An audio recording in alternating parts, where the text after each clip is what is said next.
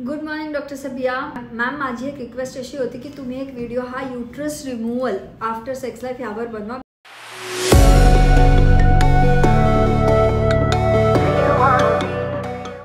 Because just recently before 5 days एका मैत्रिणीचे uterus surgery करावी लागली बिकॉज फायब्रॉइड समथिंग इश्यू होता. शी इज जस्ट 35 years old. तर ह्यामुळे सेक्स लाईफवर काय परिणाम होतो का, कारण तिला कदाचित त्याचे टेन्शन जास्त आले असावे आणि ह्याचे उत्तर सोशल मीडियावर फक्त डॉक्टर सबिया सोडून कोणी देऊ शकत नाही. खूप जणांच्या मनातला हा प्रश्न आहे. आय होप मेसेज लवकर पोचेल. And last one, I am big fan of you. So ह्या त्या वन ऑफ द असंख्य मेलपैकी परत एक मेल. आणि थँक्स की तुम्ही माझ्यावर थोडा विश्वास टाकता. मी परत नेहमी सांगते की असा सविस्तर मेल टाकला की मलाही असं ते माझं डॉक्टरी ज्ञान, माझं ॲज अ सेक्स कोच हा वाला ज्ञान घेऊन त्याला जस्टिस करता येते त्या उत्तर देण्याला. So thanks for trusting on me. Second, आता तुम्ही विचारलं की यूट्रस म्हणजे पिशवी, जिथं गर्भधारण होतं, जिथला एंडोमेट्रियल शेड होऊन जिथून माहावारी मंथली पिरियड येतो. So this is the uterus, this is the वजायना. Okay, वजायना म्हणजे ती ट्यूब जिथून बाळ बाहेर येतं किंवा जिथून लिंग आत जातं, जिथून ब्लड बाहेर येतं. बाहेर वल्वा असतं. दिस आर द ओव्हरीज.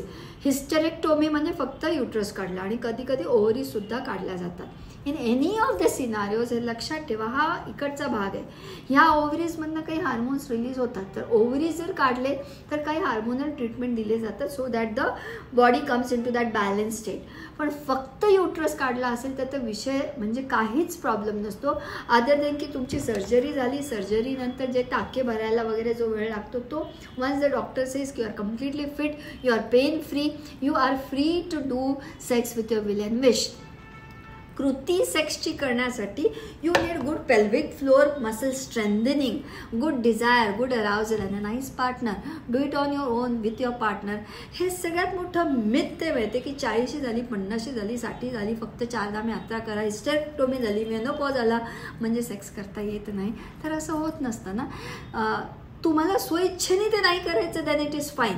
पण यूट्रस काढलं, ॲनाटॉमी वाईजच बघा ना, यूट्रस काढलं का, ओव्हरीज काढले का, the sex intercourse is happening here, the desire is coming from here.